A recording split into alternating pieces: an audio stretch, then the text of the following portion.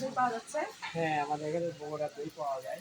সরাসরি বগুড়া থেকে আসে, নাটোর থেকে আমরা এটা কি বাসায় কাপ আসি। দই না? এটা কাপ দই, ৩০ টাকা দাম।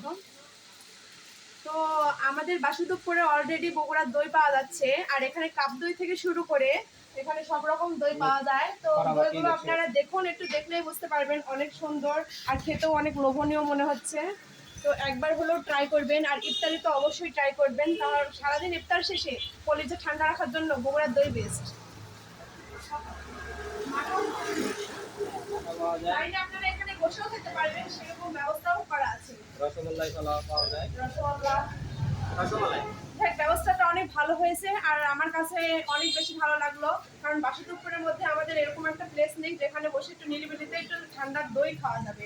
তো এখন থেকে যদি আপনারা চান অবশ্যই ঠান্ডার দই খেতে পারবেন।